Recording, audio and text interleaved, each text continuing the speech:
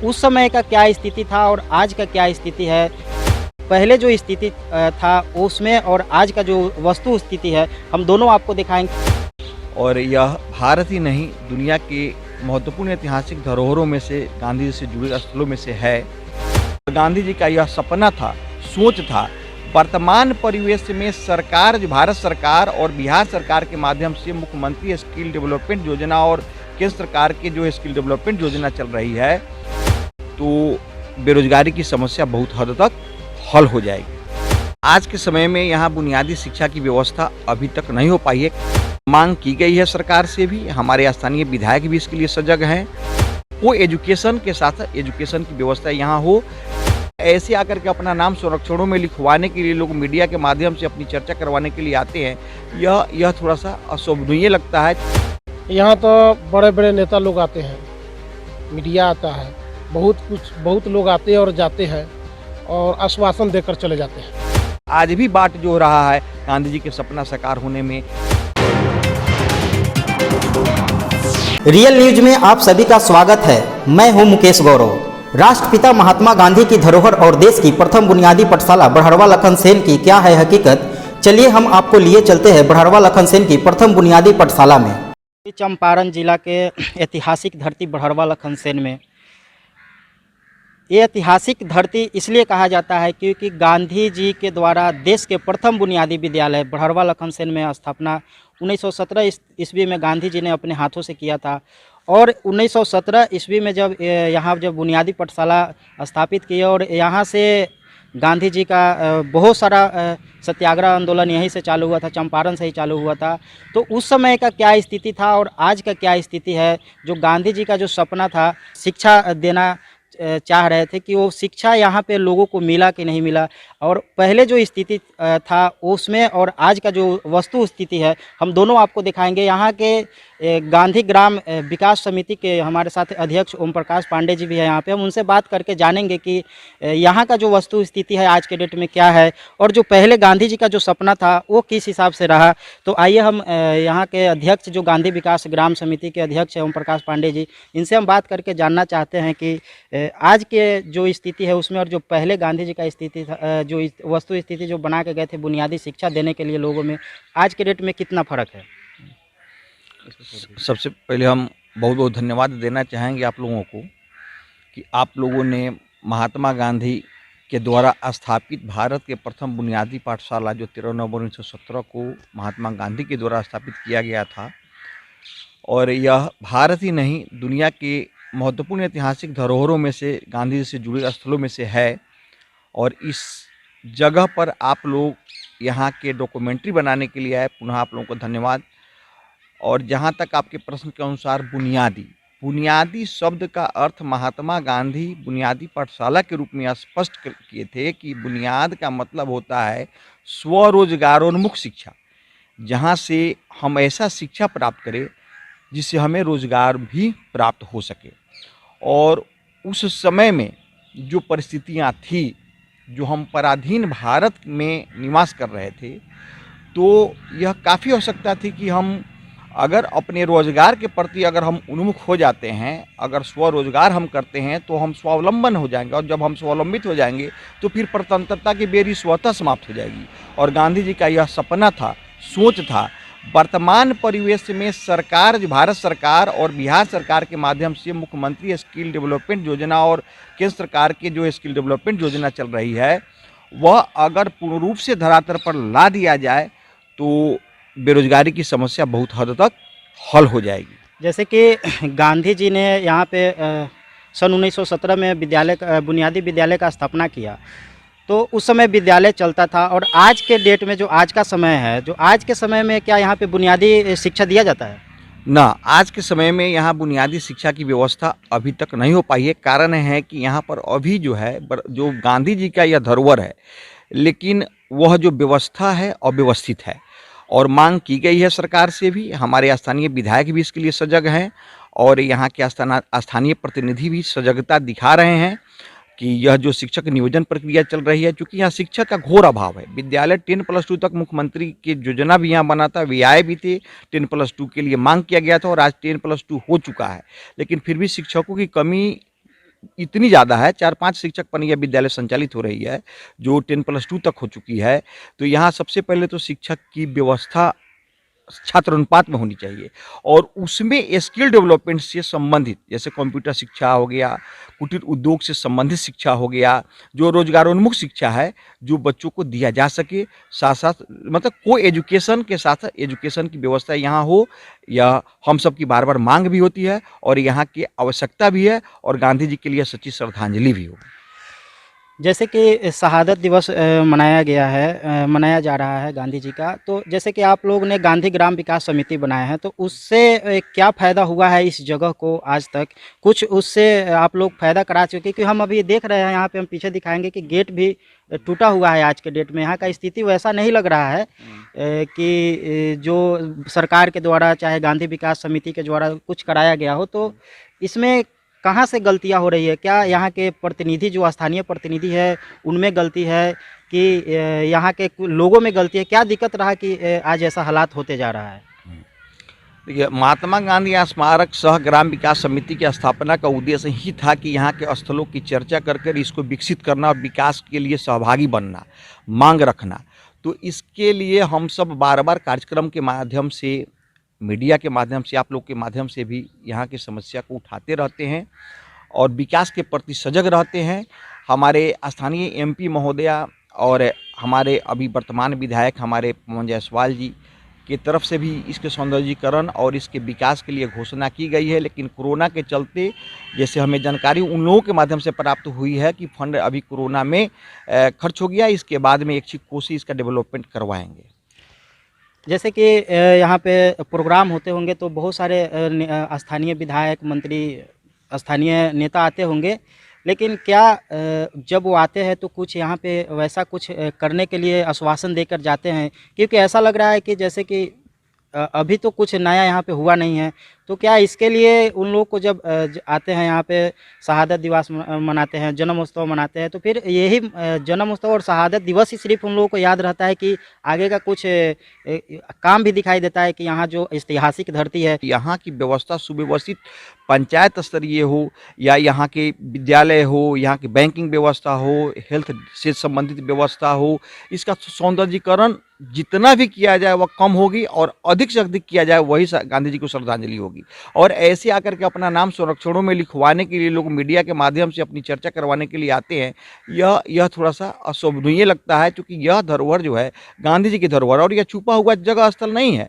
यहाँ पर तो बहुत से बड़े बड़े लोग आते हैं, बार बार आते हैं, मंत्री का, पदाधिकारी का आना जाना लगा रहता है, कार्यक्रम होता है, हम लोग काफ़ी सहयोग करते हैं, चर्चा करते हैं, लेकिन अभी तक बाउंड्री वाल नहीं है।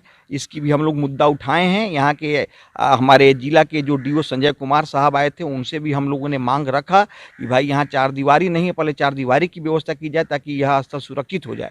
दूसरी बात, यहाँ जो है शिक्षकों की कमी है, उस शिक्षकों की कमी को पूरा किया जाए, क्योंकि छात्र और शिक्षक का अनुपात जो है अनुपातहीन है, 4 शिक्षक 10+2। तो इसकी भी मांग हम लोगों ने बार बार रखा। साथ साथ यहाँ जो है कुटीर उद्योग चाहिए, जो गांधी जी का स्वरोजगार का सपना था। पंचायती राज व्यवस्था के तहत भी यहाँ रोजगार मुहैया कराया जाए और स्वरोजगार के लिए कुटीर उद्योग का सपना किया जाए। सौंदर्यीकरण के लिए जो गांधी जी जिस पोखरा में स्नान करते थे, आज वो कूड़ा करकट का अंबार बना हुआ है, उसका सौंदर्यीकरण किया जाए। पर्यटक, राष्ट्रीय पर्यटक स्थल के रूप में इसको भारत सरकार और बिहार सरकार से बार बार हम मांग करते हैं कि इसको राष्ट्रीय पर्यटक स्थल के रूप में इसको विकसित किया जाए। देखिए, गांधी सत्याग्रह समारोह के अवसर पर गांधी सर्किट और उस राजघाट गांधी जी का जो गांधी दर्शन समिति है, उसके माध्यम से और सरकार के द्वारा उसके माध्यम से यहाँ पर कुछ फंड भी मुहैया कराया गया था, जिससे इसका विद्यालय का सौंदर्यीकरण किया गया था। लेकिन जो देखिए, गांधी राजघाट गांधी दर्शन समिति से जो इसको सहयोग मिलना चाहिए, जो अपेक्षा है इस स्थल को, वह उतना पूर्ण रूप से नहीं मिल पाता है। वह मिलना चाहिए ताकि जिला के जो और गांधी जी से जुड़े हुए स्थल है, जो जितना तेजी से डेवलप किया है, या भारत का प्रथम बुनियादी पाठशाला होते हुए भी यह प्रथम होते हुए भी इसका जो डेवलपमेंट होना चाहिए वह नहीं हो पाया है। जबकि इसका डेवलपमेंट आपको अन्य स्थलों की अपेक्षा ज़्यादा से ज़्यादा होना चाहिए। और हमारे गांधी संग्रहालय के जो सचिव है ब्रिज बाबू, उनसे भी बार बार हम लोग मांग रखते हैं कि भाई आप गांधी संग्रहालय के सचिव और आप ही के अधीन यह इस जिला में ही बड़ौलखंड से अवस्थित है, इसलिए कि इसके डेवलपमेंट के लिए भी आपका सहयोग चाहिए, क्योंकि इसकी भी चर्चा आपके माध्यम से होनी चाहिए, जिसकी चर्चा हम लोग बार बार आपके माध्यम से करते हैं, मीडिया के माध्यम से करते हैं, सरकार और प्रशासन से करते हैं कि इसका डेवलपमेंट पूर्ण रूप से हो, वह नहीं हो पाया है। तो हमारे साथ है गांधी ग्राम विकास समिति के अध्यक्ष ओम प्रकाश पांडे जी। एक और यहाँ पे जो लोग हैं जो कि इस जगह को देख रेख करते हैं, क्या नाम हुआ आपका? सोना राउत। सोना जी, कब से इस जगह पे आप देख रेख में लगे हुए हैं? हम तो बहुत बच्चे से इसमें देख रेख में है। हमारे गांधी जी जब आए, उनका पत्नी आई कस्तूरबा जी 13 नवंबर 1917 के प्रथम बुनियादी स्कूल बढ़ावा लखन सेन गांधी जी का है। उस टाइम गांधी जी आए। जैसे कह रहे हैं कि 13 नवंबर 1917 को गांधी जी आए यहाँ पे प्रथम बुनियादी विद्यालय, आपके हिसाब से जो गांधी जी का सपना है यहाँ पे पूरा होते हुए दिखाई दे रहा है? नहीं, सपना गांधी जो देखा वो नहीं दिखाई दे रहा है। नहीं, वैसा नहीं। आपको क्या लगता है कहाँ से कमी रही है कि आज गांधी जी का सपना यहाँ पे पूरा होते हुए नहीं दिखाई दे रहा है? यहाँ तो बड़े बड़े नेता लोग आते हैं, मीडिया आता है, बहुत लोग आते हैं और जाते हैं और आश्वासन देकर चले जाते हैं। आश्वासन पर है। आपका कहने का मतलब है कि यहाँ आते हैं नेता, अपना काम करते हैं और ये आश्वासन दे करके चले जाते हैं, लेकिन जो काम होना चाहिए वो नहीं होता है।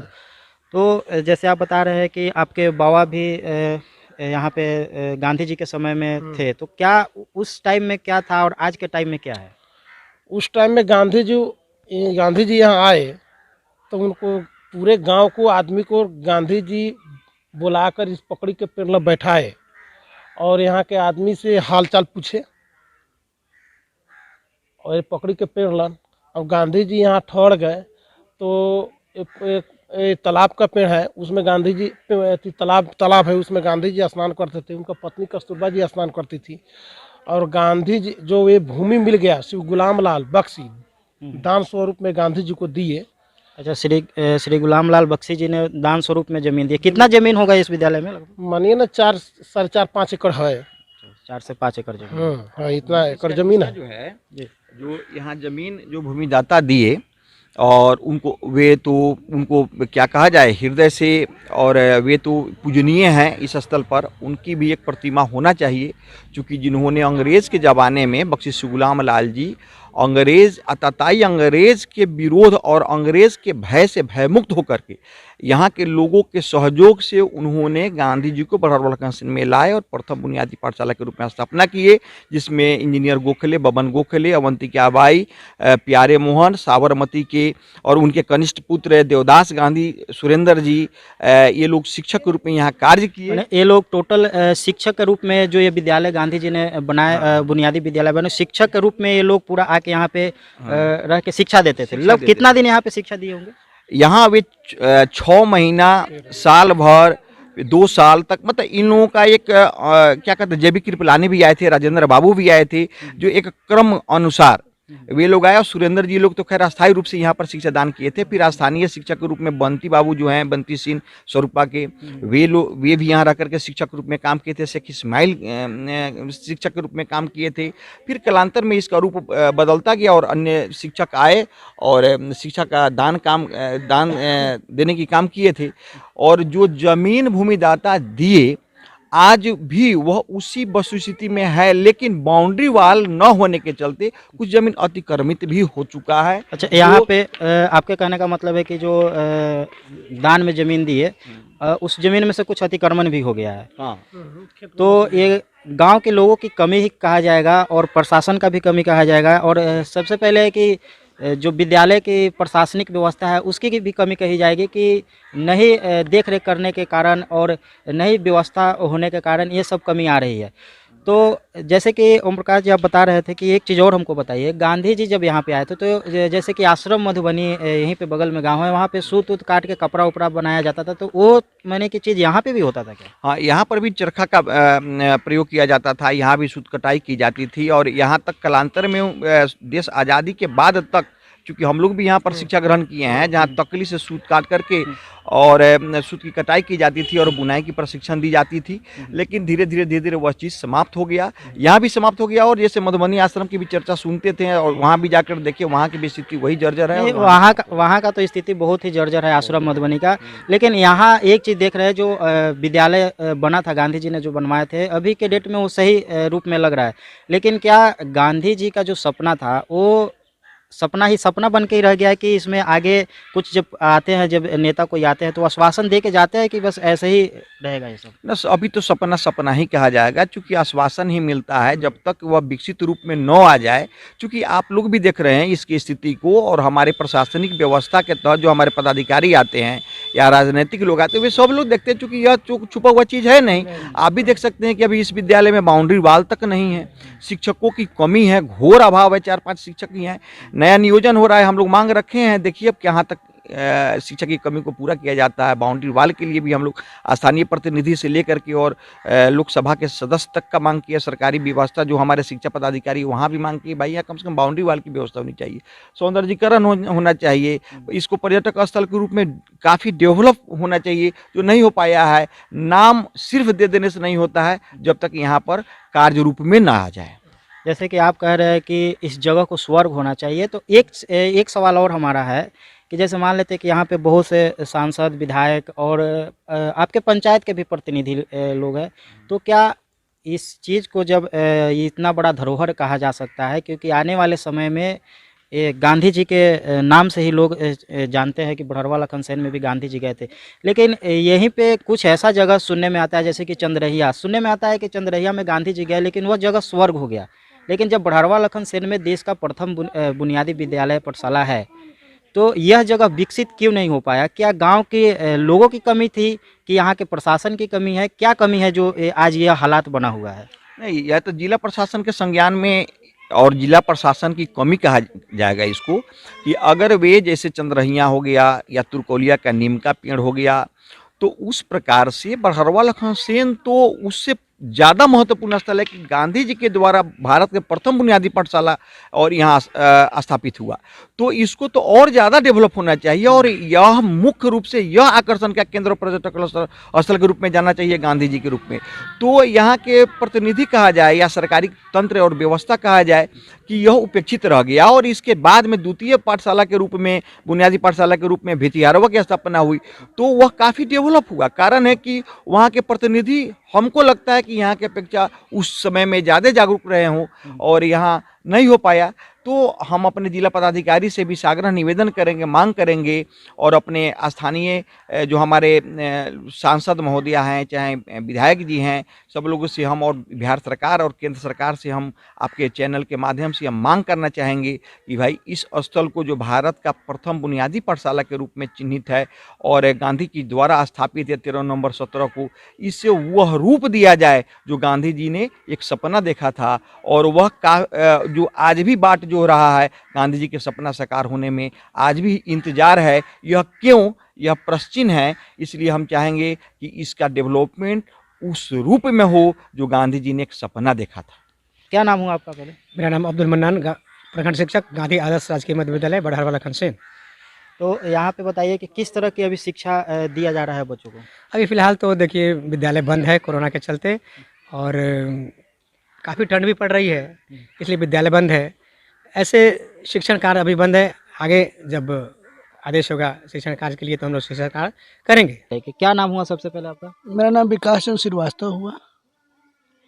तो आज जैसे कि आपके गांव में विद्यालय है और आपके बाबा जी ने ज़मीन दिए हुए थे दान में गांधी जी को, तो उस समय की स्थिति में और आज की स्थिति में क्या लगता है आपको? आज का स्थिति तो अब तो सरकारी हो गया, उस समय तो अंग्रेज का शासन था, उस समय लोग बहुत डर के रहते थे, कहीं भी शिक्षा की उतना व्यवस्था नहीं थी। लेकिन मेरे बाबा जी गांधी जी को मैं घर पे 6 महीना 13 दिन रखकर अपना 4.5 एकड़ जमीन दान स्वरूप दिए, जिसमें उस समय बुनियादी भारत का प्रथम बुनियादी पाठशाला खुला, जो अभी सरकारी तो हो गया है, लेकिन जितना होना चाहिए यहाँ का विकास इस स्कूल का उतना हो नहीं सका।